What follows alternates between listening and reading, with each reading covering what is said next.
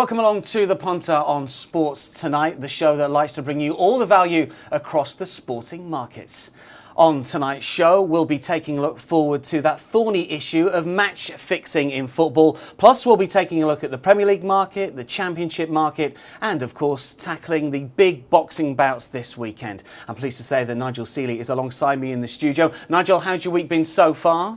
Yeah, not too bad, Dan. I mean, apart from the disappointment of the big game of the week, the Porter down against the Macedonian third team, the game I spoke about Monday, under 2.5 goals, and the goalkeeper performing a Superman act to let me lose the money on that. But apart from that, I'm a bit disappointed with the rain. This is what it's doing. I mean, we need some good racing. We had Newmarket today, which is quite a good car tomorrow. We just need a good 3 or 4 days to enjoy some good sport. And I think this is the problem that punters are finding. I keep going on about it, but the weather's playing havoc, not only with the sporting calendar, but also with my bank balance. And we need to sort it out quick. No doubt about that. We are going to talk football a little bit later on in the show. We're going to start, though, with match fixing because there isn't too many things going on, as you mentioned. So the newspapers have decided to run 1 or 2 stories, mainly involving a Southampton player from the late 90s, Klaus Lundekvam, talking about games that he says were fixed, or at least parts of games that were fixed. I mean, what's your thoughts on this? Well, I mean, let's be honest with you. There is a certain elements in sport, and certainly in betting where things are up to skullduggery, because when there's money involved, there's certain people who do things that aren't necessarily what you expect them to do. But on this occasion, the figures don't make sense. I mean, they don't make any sense to me. I mean, they're talking about the late 1990s here when this allegedly happened. I worked for a leading online bookmaker, then I worked for a spread betting company in IG Index, and I worked for a fixed odd company in Stan James. Now, both of those 2 companies were at the forefront in offering in-running prices on these novelty markets, throw-ons, corners, etc. Nobody at that time bet on who will get the first throw-on. No one. Not here, not in Asia, nowhere. The market never existed. So whoever laid these bets, I don't know who they were because it wasn't in the English marketplace. The second thing is the corners, where you could bet on how many over and under a corner, or you could bet on who will get the first corner. Now, who will get the first corner will be 5 to 6. You could get 100 quid on it. No more. £200 if you're at a push, if you're a losing account. £600 question marks were being asked why this bloke having £600. And to kick off, it was 5 to 6 each of 2 as well. Again, I remember a Super Bowl game where someone rang up and had £1,200 on one of the teams to kick off first, win the toss at the kick off 3 hours before. They suspended the market because they thought someone knew something about it. There is no way you can get thousands of pounds on this market. Now, even if you get £200 or £300, and you win the first time, okay, down to luck. If you do it the second time, you're restricted to £100. If you do it the third time, your account is closed, you will not get a bet on. And what I think here is, I think it's a journalist doing a very poor job on not knowing the facts, not knowing the industry, not knowing effectively what he's writing about, not asking people in the betting industry. It wouldn't happen because he'll give his story away, but not knowing what his limitations are. Now, I'm not to say that there was maybe games where syndicates where they get players to provide team news and benefit from that. That's probably true. I probably think that's the case for that. But on this occasion, the figures just don't stack up. I mean, I tried to make the case for the betting industry 2 days ago with 2 journalists. I can name 10, 12 journalists who've rung or placed bets on behalf on managers to get the next manager job. Is there anything wrong with that? I guess it's insider trading, isn't it? And well, if that was the City, then it's frowned upon, isn't it? But you compare it to horse racing. Every major bookmaker, the big 3 bookmakers in this country, have ins at yards. They know the horses that aren't progressing, the 2-year-olds which are expected to do well, the 2-year-olds aren't expected to do well. That is what bookmaking is about, forming an opinion and trying to... So do they have a psychological edge? You know, you could look at loads of different things here. But on this occasion, maybe they've done it as a group of lads for a bit of a laugh, one-off. They've probably got 1,000 quid. Once they've divvied it all up between the players, they've got £100 each. Second time, they're thinking, is it worth it? You know, should it have happened in the first place? No. But you're talking about FIFA getting involved, UEFA getting involved. This is a story run by the biggest newspaper in this country, which is just a false storm, and there's no evidence to it. There's no proof in it. The markets that they quoted didn't exist, and the levels they're talking about are impossible to get on. Just on a broader theme of match fixing, I mean, I completely agree with you, and people will say, well, you know, we're in the betting industry, this is a betting show, so we're bound to say that. But on a wider theme, when you look at, say, for example, some of the early Europa League games, some games that are played out in the Balkans, in Eastern Europe, and maybe some lower leagues in those sort of nations, can you see maybe an issue there? I mean, it wouldn't necessarily affect UK bookmakers, UK punters that much, but could you see an issue maybe in that particular part of the world in games such as that? Possibly, yeah, I take your point. There will be games there, but there's unusual betting patterns. But each game, a bookmaker will know how much they will roughly see on that market. So, for example, if you've got a game like that, you would probably see on the betting exchange and industry as a whole, maybe 15, 20 grand. If you're seeing 15, 20 grand on one team in the first 20 minutes, you know something's up. You cut the price immediately. If you shorten them by dramatically, if the money keeps coming, you know something is really up, then you suspend betting on it. There is nobody out, and then that account is marked. And then what the bookmakers do is they pass on those names to the governing bodies and say, this is what we think suspicious patterns on this game. That wasn't the case in 1990s in these games, but those games you never bet on. This is a global market now, betting. The UK bookmakers don't just talk about the English market. It's massive in Europe. So they have to open up every single thing. So it's very competitive. You have to offer every prices on every single event. But what these people are severely lacking, how much intelligence and how much knowledge of their clients bookmakers have in this one. They know exactly who's betting what. Speaking of bookmakers, let's hear from Alan Alger of Blue Square. Alan, I mean, you must see, as Nigel is explaining, certain bets, certain accounts, certain games, and obviously you change the odds accordingly. How rife or otherwise do you think match fixing is?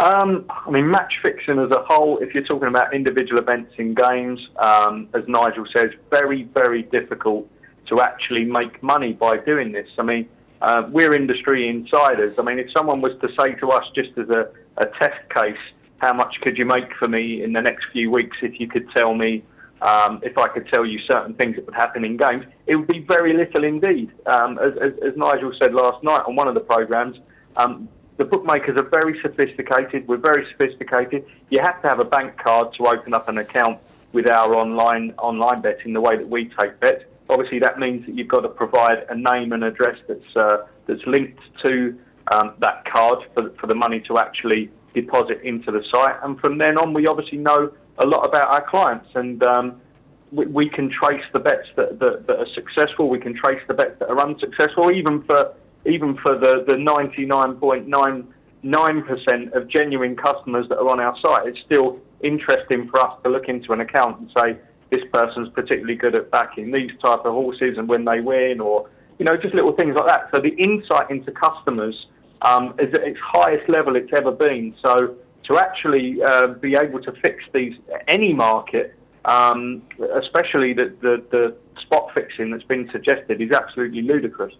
But there's no money in it now, is it? No one can make any money. I mean, this is not a criticism of Blue Square, you know. But I'm just asking you a question. If someone wanted to go on to the first corner market in a game tonight, or a game at the start of the Premier League, what would be your maximum bet they can allow? That, you know, account that's just a brand new account, and this will be just not Blue Square. This will be an industry figure. It's not going to be a lot, is it, mate? No. A journalist phoned me yesterday because they'd seen the story in the Sun. And he just wanted to sense check some of it with me just to see if his paper should be doing it. I won't name the paper. But I said, listen to me. I said, if you wanted to do something like this, the first thing that you would do is have to open up an account. We went through the theoretical process that Lundekvam has actually suggested. So they're saying that they've got a kit man or someone linked at the club to go and do it. Now, if this was online, the guy would have to open an online account. So first up, he's surrendering his name and address. Second of all, the market that you've just said, Nigel, he'd get £100 maximum. If it was a two-way market between two clubs taking the first throw, 5 to 6 each of two. If we're being generous, maybe 10 to 11 each of two. You'd get £110 to probably win 100. So therefore, you're getting £100 on. Okay? The first time, if that's his only bet, he would get flagged up in the new accounts report the following day. Every new account, win or lose, would get flagged up in that.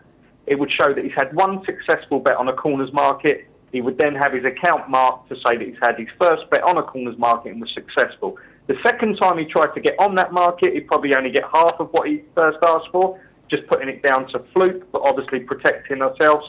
He'd probably get £55 to win 50.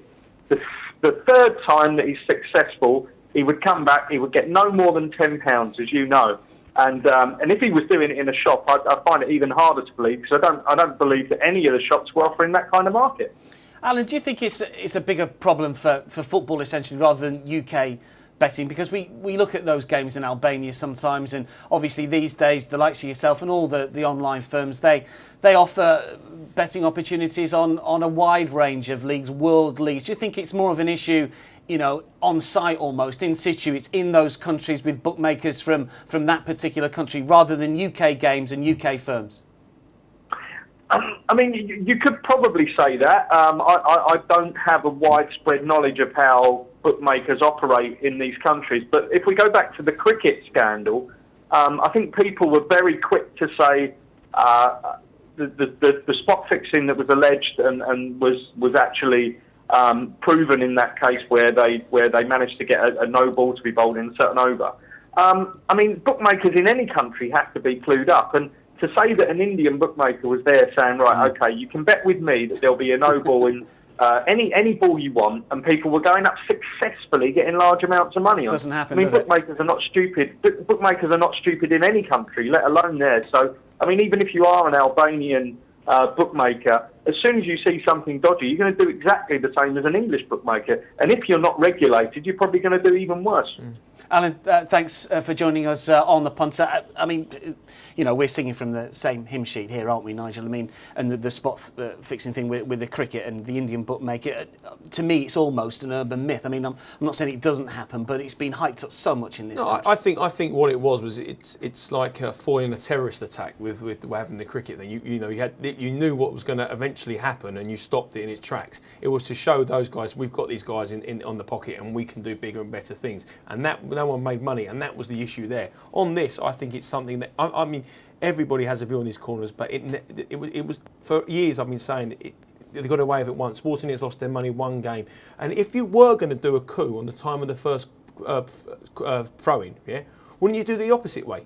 Wouldn't you keep the ball on the pitch for longer? Yeah, and get more and more profit rather than boot it out after 1 minute and a small. You'd keep it on for 10 minutes. If everyone was involved, you could make 50 grand, 100 grand. If you just said, rather than just a couple of hundred quid. Keep it on for longer. Nigel, we're going to leave it there. The match fixing and spot fixing will go on for a long, long time, I'm sure. For us, that's it for now. When we come back, we're going to be talking proper football betting and focusing on the Premier League. Don't go away.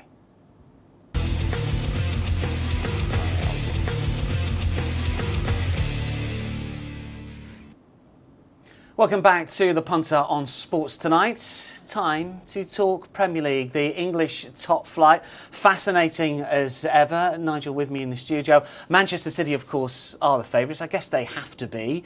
They've got the best squad. They only just won the title last year, but I think the general consensus is that they should have won it by a few more points, shouldn't they? Or do you think that Manchester United should have held on? Or no, I think they should have won it wrapped up with about 6 or 7 games to go, Dan. I think they were the team. I think the thing is how they start. Obviously, it's a huge thing, and it's interesting to see that Mancini's already been backed into 6-4 favourite to lose his job, for the first manager favourite to lose his job. I suppose the pressure's on him. You know, he's won the league now. They've got to defend it, and he's got to do well in Europe. So, and also you've got to look at the Man City now and think to yourself, what is their objectives? They've won the Premier League title. Are they like Chelsea? Are they obsessed by going for everything for the Champions League and showing last year was just a blip? So really, I'm not sure whether they are as short as they are. I think they're certainty to do well. I think they'll do exceptionally well. But actually go on and win it, I don't know, because I think all these big guys are still flexing their muscles and seeing. I think the key thing here for me, the whole of this shake-up, is where Robin van Persie ends up. I think it's very key, because I think he could maybe heading towards Man City's rivals. Let's take a look at the odds, because Manchester City are indeed the favourites to win the title, 13-10. Manchester United 13-5, Chelsea 5-1, Arsenal 12, Spurs 33, Liverpool 40s. We were talking off air about the team news and players, and if you think that Robin van Persie is key here, then obviously if he does leave Arsenal, let's face it, he's going to leave Arsenal, isn't he? Then I presume Arsenal are going to get shorter. Whoever he goes to, if it's a Premier League side, are going to get shorter. Is that fair? Is that what we're saying? Well, it's definitely fair. I mean, I think Manchester City, now that they've got rid of Adebayor, it's permanently gone. They're looking for a 4. They want to strip. They're obviously favourite, but everything I'm hearing is that basically Man City aren't as short price as they actually should be. And Manchester United, the interesting one. One bookmaker's got them 6-1 to go. Other bookmaker's got them 2-1 to go to Manchester United. I just think that I think where he ends up, if he goes to Manchester United more so, I think the Manchester United are a big player. I don't think it really makes much of a difference. Do you think he'll go to United, though? I don't really know. I mean, I'm only hearing what I have no idea. I mean, I don't understand why he wouldn't stay at Arsenal personally. I mean, he's the best player there. He's the club captain. He'll go to Manchester United. But I think out of the two clubs, if I was a player and the way they are, I think I'll go to Man United because I think you would play every game. You'll be pivotal in what's going on. I think him and Rooney would form a fantastic partnership up front. They're so different. His pace where Rooney holds it on. And at Man City, you could play a lot of the egos, and he could be gone again in a year.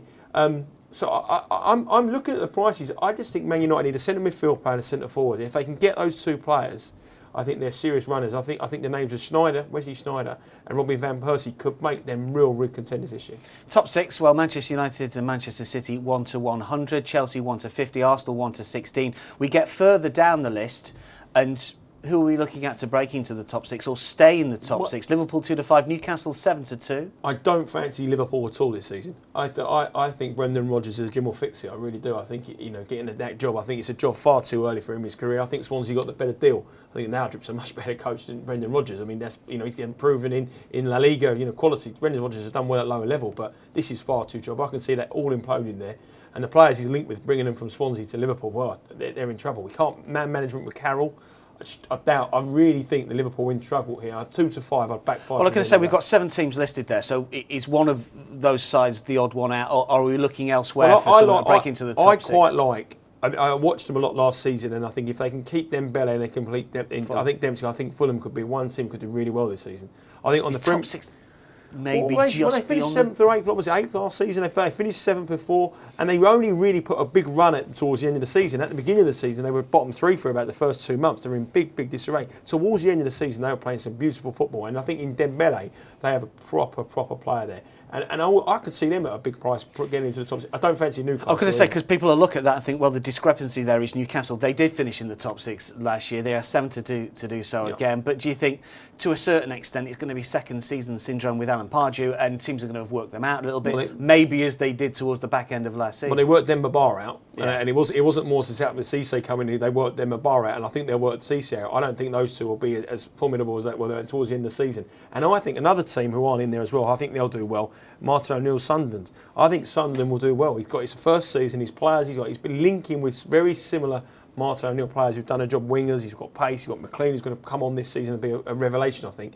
I think they will beat Sunderland in a match bet. Someone offered me Sunderland to beat Newcastle, I'll be all over Sunderland. You saw what he did when he got there, and their second half of the form, flipped towards the end, but that sort of first 10-15 was championship material. But they're, I think they could be the two teams that could break through, Fulham and Sunderland for me. Let's take a look at the other end of the table, or potentially who might be at the other end of the table in the relegation market, because of course the promoted clubs last season all stayed up, and immediately we look to the teams that came up from the Championship and we presume that they're going to struggle. The bookmakers always price them up, or nearly always price them up as the favourites to go straight back down. They did so with Norwich, they did so of course with Swansea, and lo and behold you can see that Reading and Southampton, who came up last season 5 to 4 and 13 to 10. West Ham, I don't know if it's a London thing. I don't think it's because odds compilers are West Ham fans. Let's face it, most of the press boxes these days up and down the country are West Ham fans. They are 23 to 10. I mean, which ones stick out for you there as the wrong prices or the right prices? Well, the first thing that sticks out for me is that usually to start a Premier League campaign, there's always a team that are big odds on to go down 1 to 3, 1 to 4, 1 to 5. This is probably the most competitive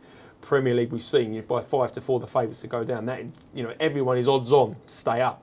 Bookmakers really don't know. The two that I think here jump off the page, I think West Brom at 9 to 2. Yeah. I think without Roy Hodgson, the players they've got a good team there. They've got a good nucleus of good side, but it's a very, very big job for Steve Clarke to go in there and do a similar job they did. And the other one, I think Norwich will struggle this year without Paul Lambert. I think they played very, very well. I think their squad last season was tight. And if they get off to a bad start, I can see Grant Holt jumping ship. And if he goes, I think Norwich would be my pick. I think Southampton have the base and the fan base and the stadium and the money. They've got money as well. I think so have Reading. Yeah, I think, and Reading have also got money. They've been linked with Jermaine Defoe today. They've got Pobreniak from Fulham, who I think will be a good buy for them. So for me, Norwich and West Brom, and I would possibly have a sneaky little bet on West Ham. I think I don't think there's much between Reading and Southampton, but because like you say, they are the popular team. They are, everyone sort of people were second favourite side in West Ham a little bit, and I think that could be a bit too. Just briefly on a spread bet more than anything else, we've seen promoted teams jump out the Championship, go into the Premier League, do very well for the first 6-8 games, and then dive down. If you were one to maybe buy Premier League points for a side that just went up, which one catches your eye? Well, I think the two there, Reading and Southampton. But usually they're pitched around. You get one, don't you, that sort of kicks on straight away. They're usually pitched around about 32, 33. This season they'll be higher because it's odds on that no one really. There's no clear cut favourite. I think you'll probably have to pay about 37. I think the lower team points will be around 37, 38 and a half, which is very, very high to pay. You can never be wrong on those Premier League points, though. I mean, the deviation of them is always about 2 or 3. They look great buys, but there's never really much deviation on them, so be very careful. We've talked about West Ham. They are in the market for top London club. Chelsea are the favourites at 8-2 at 11, with Arsenal 9-4, Spurs 4-1, Fulham 66 QPR, and West Ham both 500-1 shots. I mean, are Chelsea good things? I mean, for me, Roberto Di Matteo, surely he can't get away playing the same type of football in this forthcoming season that he did towards the back end of last year. They're, for me, a false favourites. Well, I wouldn't back him. I don't think there's no value in them whatsoever. I think Chelsea flattered. I think they're probably the worst. Even some of the ardent Chelsea fans say one of the worst footballing sides to be crowned champions of Europe. He did a good job, and he said, but I think he's out of his depth as well. And I could see changes at Chelsea in 6 or 7 or 8 weeks, maybe, like they did last season. Arsenal, Roberto, I think he's got finally spending some money. Whether they suddenly become Arsenal players straight away, that's a big, 3 or 4 players going to go straight into the starting line. Everyone's gone about AVB as a bad choice, and I've always said it, footballing, I think he's a great choice. And the way he's dealt with the media and the way he's turned the Spurs fans over in a very short period of time. And if he gets rid of Modric for good money and he buys Moutinho in for I think that's fantastic business. I think it was one of the stars of the Euros. It's a little bit of a shot to nothing selling Modric, though, in lots of ways, because he's not expected to keep him, is he, Villas-Boas? He's not the man who brought him in, he's not the man who's managed him, and if he goes, no Spurs fan, he's going to blame the current manager. And they're going to bring in the players he wants to work with. It's his team, he's Portuguese, he's bringing a Portuguese player who'll play a system that he's used to, he's played with under him before. I think Tottenham will do well. I really do think they'll do well. I know it's the first way to the poorhouse to sit here every year and say, Tottenham will do well, but I think they're under no pressure here. And I think the players will play for him. I think they'll believe in him. He's young. I don't think he's going to have the problems he had at Chelsea. And it's a silly bet here, but I tell you what, Fulham at 66-1, they're not going to be the top London side, but they could prove the shock, I think, this season. Really could. Yeah, speaking of silly bets, Mario Balotelli, of course, is hitting the headlines at the moment because his girlfriend, or ex-girlfriend, I'm not quite so sure, is pregnant, and there is a market to have a look at, which is what is the name of the new baby going to be? Yeah, well, I mean, I've got no inside information on this, I'm afraid. I hope not. Well, I mean, if there's anybody trying to get Mario Balotelli's missus might be on the phone to someone to get them to get a few bets on this, would that be match fixing? Well, that's it, exactly. Hang on. Yeah, this is spot fixing. This is baby name fixing. I mean, Mario, the favourite, obviously 2-1, but I wouldn't have a particular view on there. There's no Nigel on the list. I saw Angel, I thought it said Nigel for a split second there. Nigel's not on the list, but I mean, surely because I think he's suggesting that it might not be his, and I think there's a paternity test. I don't understand the full details of this, but if that's the case, there's no way it's going to be Mario. Surely. Well, I think if I was going to have a little speculative little bet on this, if it was a boy, I'd back it be Luigi, because it'd be Mario and Luigi from the Super Mario games. I like it. I like it. And he's probably old enough to still be playing them as well. So Luigi for me at a big price. Yeah, bit of fun with that one. There's certain to be more special bets between now and the start of the season. Premier League kicking off, of course, in the next few weeks, as is the Championships, and we'll be delving into the second tier of English football after the break.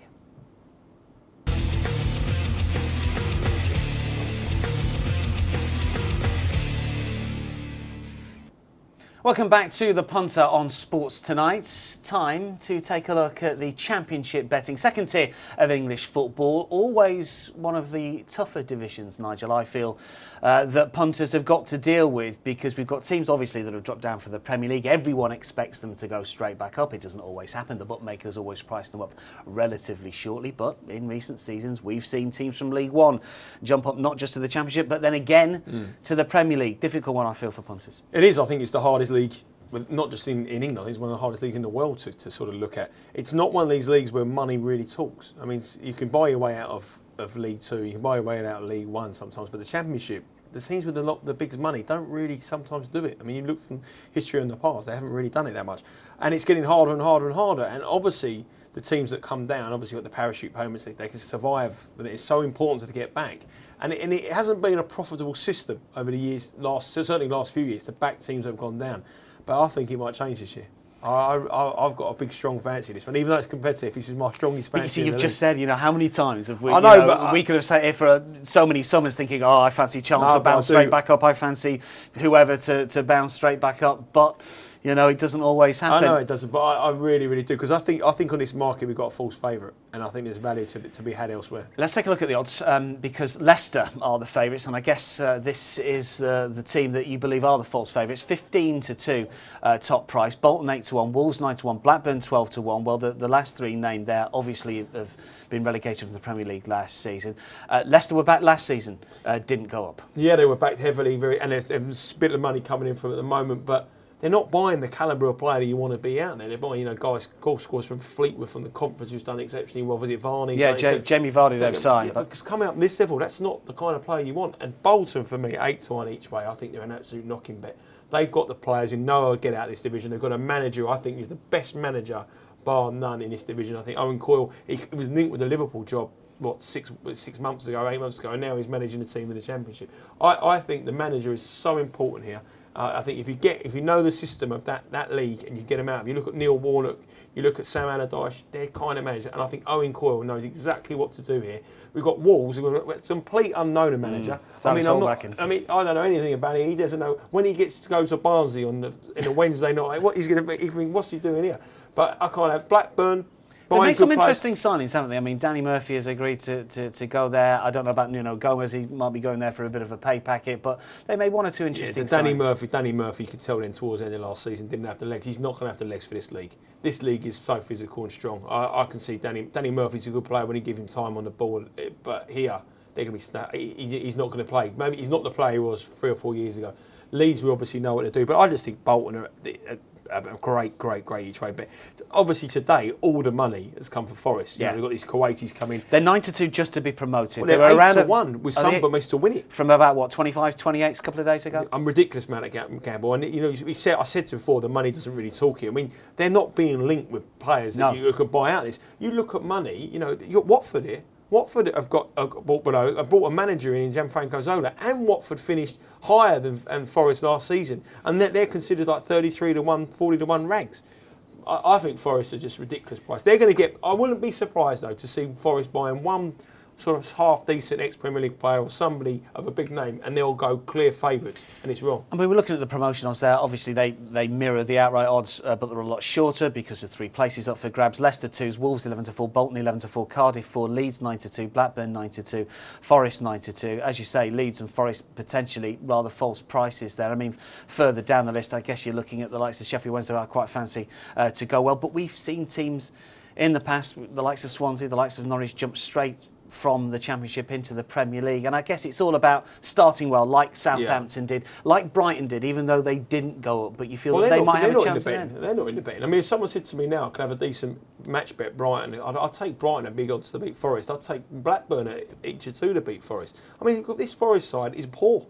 They're a very, very poor team. They've got money. They've still got to spend it wisely. They've got to put a decent manager in, and he's got to go out and attract the players to come and play for them. I mean, they're a long way off from being 8-1 shots. Ridiculous. A bookmaker's almost duty bound just to price them up short, because people will read the story in the newspaper or on the internet and they'll think, hang on a minute, I'll have a bet on Forest, I'll have a bet on Watford, so let's just shorten them up anyway without even taking any serious. Well, it's a bit of a guessing game. They'll put them in at 14 to 1, think no one's going to back them. Then the first 100 quid comes in and go, actually, we got this wrong, it should be 12 to 1. The other 100 quid, it should be 10 to 1 until you hit a price where no one calls. And the price is no one calls because there's no value on them. So the price now is at the floor.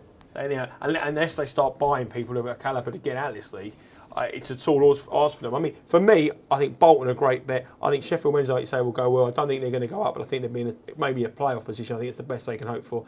I think Watford, I think Gianfranco Zola will turn them into a decent side, and they had a brilliant season last year. I think they'll go close. And if you look at the comparison, Watford with their money, Udinese 33 to 1, Nottingham Forest with their money finishing just off the relegation, 8-1 second favourite. Some bookmakers, crazy.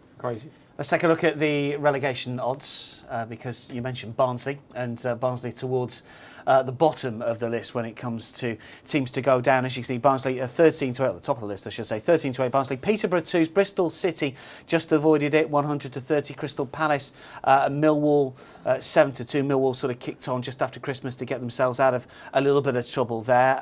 Barnsley have signed 1 or 2 players. I mean, Meadows come to Bar. I just don't really understand that move. That's all. You're talking about players who don't really fancy it on a wet Wednesday night at Oakwell. Well, Meadows top of my list, really. You know, who do you think might go down? Well, I mean, I'm always surprised to see Crystal Palace at low price. I think Bristol City will do well. I think Palace are a good young side. I think potentially they've got, well, I think got 3 or 4 players on the fringe of the Olympic swim. Yeah, absolutely. They're a good side. Derby have got the turnout, the stadia. For me, it's all about Peterborough, which are reasons I'll come on to in a minute. But I think Peterborough could find themselves in deep trouble. I think they could find themselves out without a manager, and I think they can find themselves losing a lot of their key players to bigger clubs. And I think Peterborough at 2 to 1, there is no doubt in my mind, 100% that Peterborough will start off favourites to go down this market.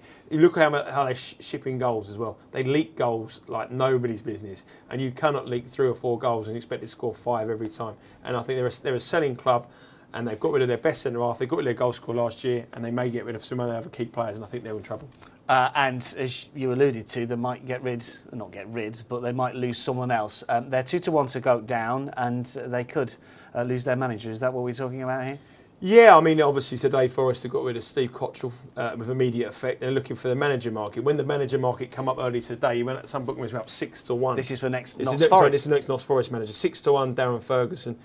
He was the name linked. There was calls going in all day, people trying to back him, people ringing me up and telling me this. He's moving. He got backed into big odds on at one stage, 1 to 2, 1 to 3. The price was coming down.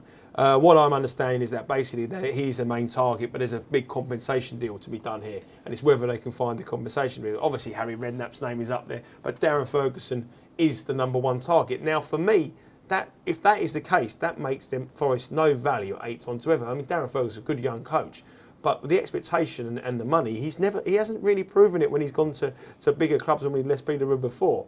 And I think these Kuwaitis obviously said they want Ferguson. They got the wrong bloke. That's the only thing I could think of. I can't understand why they want him. And why would you be a Kuwaiti businessman and come down and say, I'm going to buy a football club, going to take him, but get me Darren Ferguson? It doesn't make sense.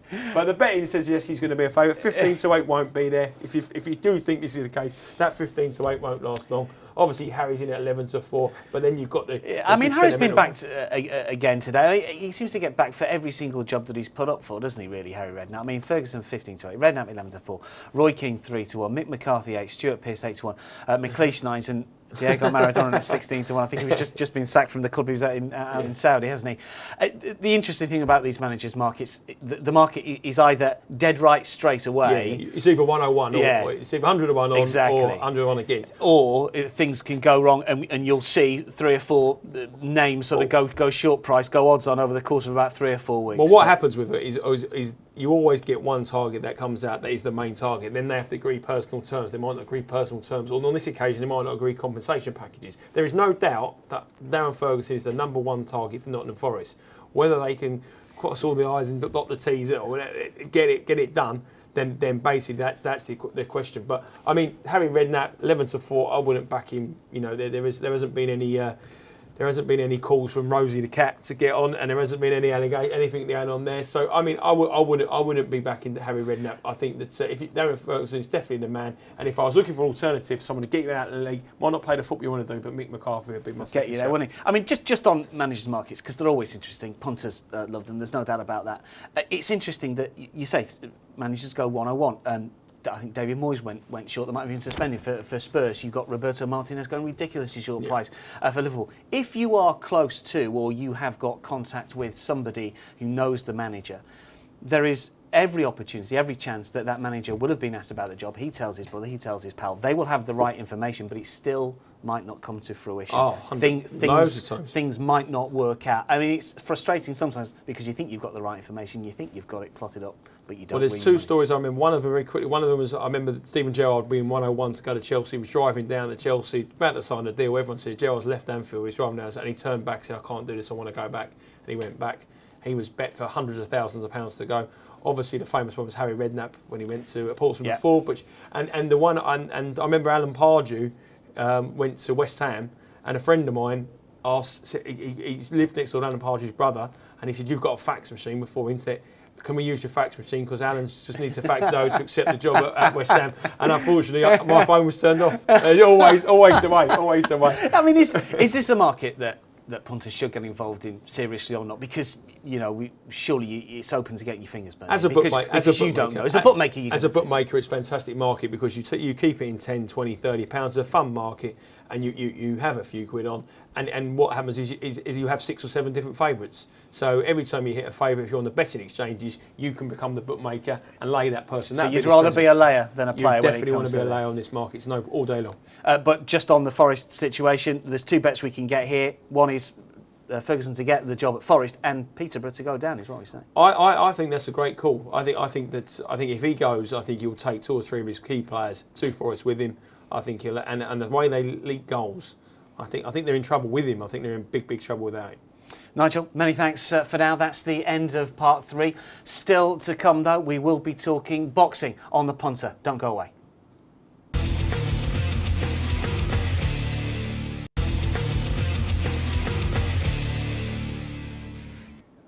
Welcome back to the Punter on Sports Tonight.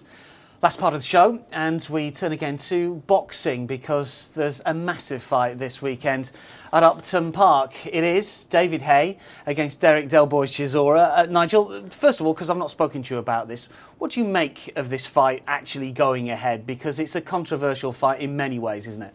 Well, I think it's a fight that the British public want to see for all the wrong reasons, and I don't think, personally, as a boxing fan and a purist of the sport, I don't think we should be watching it. But at the end of the day, I think it's a meaningless fight because I think both fighters are at the end of their career, and I don't think a fight, whoever wins it, I think it's going to be it won't propel them into a world title shot. You know, maybe Haye, but the Klitschko's going to want to fight, and they've let themselves down as guys at the press conferences, and why should they? Why should they get an opportunity to fight? I think as young up-and-coming boxers, I think Tyson Fury's doing his bit. I think David Price is doing his bit in the British scene.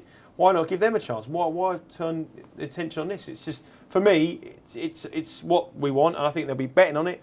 I think it'll be a huge TV figures on it watching it, but it doesn't make any difference if we wins it because I don't think any of them are going anywhere. This is a betting show, though, and you mentioned that there are other fighters. There's one other fighter fighting this weekend, Amir Khan, of course. We're not going to delve into that particular fight on this edition of the show. But in terms of betting turnover, not just because of the timing of it, because it's Saturday evening for the Haye Chisora fight and Amir Khan's in the early hours, but even if they were head-to-head, I mean, which one would take more money for you? Well, I think boxing, I've said this before on the show, boxing is a sport that's in the doldrums in betting. I mean, other sports like motor racing, rugby league, I mean, rugby league will be on the Friday night, there's boxing on the Friday night, you're 10 times more in rugby league than you would on the boxing. Boxing, if it's a Saturday night fight and there was X Factor on, you'll take 5 times more money on the person to be eliminated from X Factor than the boxing fight, and that's the way it's come. It's just become a sport. In the glory days of the early 90s with Eubank, Watson, Ben, they're gone, and this fight will take a few quid, but the serious punter will leave it right to the last minute. I think the small, the 10 or the 20, 30 pound, the guys watch, the people who watch the show, they'll have their fivers and they'll pick a round. But as far as betting the turnover, it's nowhere near a sport as what it has been boxing. Let's take a look at the outright odds, so to speak, because David Haye has been backed over the course of the week. When I looked at these prices on Monday, Haye was generally a sort of 2 to 5 shot. 4 to 11, 3's on in places. I think the boxing punting public have decided that Haye potentially is more skillful, potentially has probably just got a better boxing brain than Chisora, who's 11 to 4 in the draw at 33 to 1. I mean, it surprises me a little bit because when I've seen the two fight, Haye seems to be relatively negative and his jab and move, and Chisora is a little bit more aggressive, and maybe that catches the eye, and that's what I'm interested in a fighter. But do those odds look about right to you? Are you surprised that Haye has been back? The Haye fights in the last 2 fights have been very poor, but he hasn't fought for a long time. I mean, last time he fought was quite a while ago. I mean, I wouldn't be backing him at 4 to 11. I certainly wouldn't back it. I think it's a fight. I think the prices are absolutely spot on. One thing it won't be is a draw. I like backing draws in boxing. It used to be a draw, didn't we? 20 years ago. I remember when the draw used to be was 33, so it was cut to 25 cut to 2016. There's about 3 or 4 high-profile draws over the course of a year, and again we're probably going back to when Ben and Eubank drew Old Trafford. I mean, a lot of those draw prices now, though, the first 3 or 4 rounds and 5 rounds are quite cagey. You can always get out of a profit because the draw gets halved in price as the fight goes on. But on this occasion, I just can't see it going a distance. I know a couple of guys who know a little bit more boxing about me thinks it potentially can, and Hay will win it. But I think there's too much. I think Chisori's just going to go in there like a street baller, and I think it'll play into the hands of Hay. I think Hay will pick him off of his jab. One thing I was surprised about, I mean, Hay's 3 years older than Chisora, which I've never thought that. You would, by looking at it, you would have thought Chisora was the older man. But the thing is, it's just a fight that I just can't see any real big cash going on. I think it all depends. Boxing results and sporting results on a Saturday night all determine about how the results and the sport on that day go. So if the favourite wins the big race, suddenly someone's got a few quid in his hand and they'll go, oh, give me $5,000 on Hay. If all the favours get turned over and someone's done his money, no one's going. But it all depends on how the day has panned out for punters. Because what they do is they move from one thing to the other thing to the other thing to the other thing, and it all depends on how much they got in their account. Let's take a look at the method of victory. We've got odds for you. For this, and once again, Hay by knockout or technical knockout 5-1, Hay by decision 2-1, Chisora by knockout or technical knockout 7s, Chisora by decision at 7-1, the draw 33. As we've mentioned, I mean, there's been some wild fights involving Chisora. I was reading the other day that he's bitten an opponent, he's kissed an opponent. You never know quite what you're going to get. I mean, you feel that if Chisora is going to win it, maybe he's going to have to knock David Hay out, but Hay could well be just too elusive, and maybe Hay by decision at 2-1. I must admit, I've got no real opinion on this one. I personally think that the difference between the Hay by decision and the Hay by KO is too big. We know Chisora hasn't been knocked out. He lost 3 fights, never been knocked out. But I know he went in with Klitschko, but apart from that fight, I think Hay's a different kettle of fish, and I think that the tension and the much they want to do, they really want to go in and do a job on each other. And I think Chisora will go in too mad in the first 3 or 4 rounds and leave himself open. And I can't see the fight going a distance. I think Hay will knock him out. I really do. I think 5-1 Hay knockout would certainly be where I put my money on. What they're saying here is the longer the fight goes on, the more chance Hay will win. But Chisora's got a puncher's chance in the first 2 or 3 rounds. But he's been in with bigger guys than Chisora. I don't say he's a bumped up cruiserweight. With Valiev, he's gone in with big Klitschko. We didn't see him perform against him. He was scared against Vladimir Klitschko. But I think he'll do a job here tonight. Let's take a look at the round-by-round prices, because obviously it's a 10-round fight now as well. It was 12, but now we're down to 10. So the odds have slightly changed today because of that announcement. I don't know why it's gone down to 10. Maybe they didn't feel it was going to last 12. I don't know. But either on points, as we know, 10 to 11. I mean, if you think it's going to go the distance, and 10 rather than 12 would certainly turn you onto that. 10 to 11 doesn't matter which fighter wins. Either in the first 3, either in the first 5. I mean, the way that they're talking, it's not going to be a fight that's going to last long. I mean, anything that catches the eye. If you look at it, I mean, you have to specifically make the round. You either 1 to 3, 1 to 5, you get 3 to 2 about a Hay win. I just much prefer Hay to knock him out 5-1. I really do. They don't have to specifically pick a round, because the worst thing you can do is have a bet, get to the 6th round, and go, I'll go to bed now. I'm not bothered about it. At least you've got once you've got the whole fight to enjoy, and hopefully that the guy puts him on the deck. But I just, that would be my thing. I'll just go straight in for a Hay win, and instead of backing the 4 to 11, instead of backing the specific round, I'm just going to go in for Hay to knock him out of 5s. I mean, Chisora here on points 13 to 2.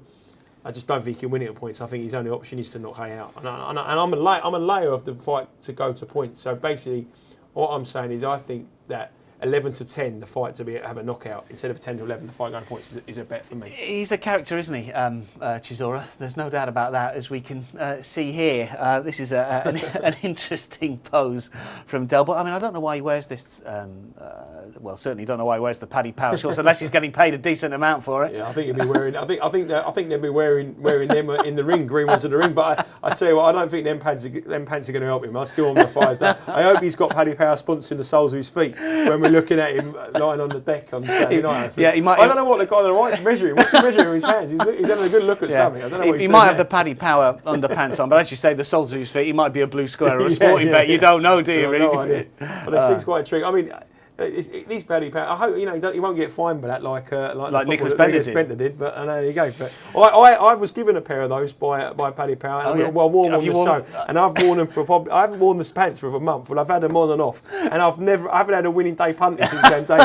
So mine are burnt. So hopefully Zora gets the same luck from my pants. Wasted time in pants. Speaking of clothes, let's hope we don't lose our shirts when it comes to the football season. We were talking about it earlier. We may as well give you our ACCUs for the season, and please don't hold us to these. Let's put the ACCUs up on the screen because we've both picked out one. Let's go for yours first of all, Nigel. Yeah, I mean these are ones of the actual favourites to win. Yours up first there. There you go. Well, I'll talk you through them. I mean, I think Man City, biggie squad. I know the Champions League could be an issue, but I think that City are the best team in the division. They've got the squad. They could well add Robbie van Persie. Sheffield Wednesday, I'm taking a bit of a flyer to go up again, 20-1. MK Dons, they signed Alan Smith the other day. They went close. They were top 6, of course, last time. Fleetwood, for me, could do a Crawley, go up and up again. Obviously, Crawley didn't win the league last year, but they still managed to get promoted. And Wrexham, outside of Fleetwood, were by far and away the best side in the conference. So 17 grand for £1 for me. Nigel, yours will hopefully come up on screen. Here we go. I've gone for a bit more of the safer option rather than your 17 grand, just the 4,039.20. I need the money more than you, trust me. But I'll be having it for a tenner, so I'll be 40 grand. But I did say Manchester United with a value. I put Manchester City in here because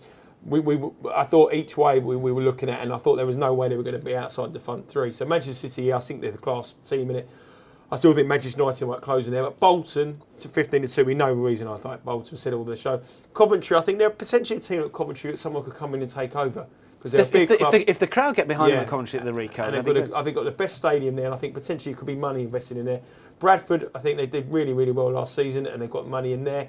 And Luton, I think Bradford are a lot bigger than 72. Yeah, Bradford are bigger than 72. I think they're a lot bigger. Yeah. I think you've got the wrong price. I think it's Rotherham are the favourites in that division at 72. Bradford are at least double price. But Luton, I fancy Luton strongly because my good mate Alan Alger was on here earlier, sponsors of Blue Square, sponsors that league, and he tells me that this year he fancies Luton strong, very strong. And every time he's ever tipped me up anything on the Blue Square, he's always never been far away. So I'm going to go with Alan and Luton. And just wind it back to best bets today because the stories in the newspapers, as far as we're concerned, Nottingham Forest taken over by a Kuwaiti family who've got lots and lots of money. We think the movement over the next few days, if not sooner, could be Darren Ferguson out of Peterborough and into Forest, and that arguably the story of the day from a betting perspective. I think that's without doubt the question of that. But the thing is, what I would say to you is if you are taking the 15-8, hedge your bets, get out of it when it hits very, very short because things do happen in that market. Things can change. Let's hope that they don't. Nigel, many thanks for joining me on the Punter. Many thanks to everyone watching. Hopefully it'll be a profitable day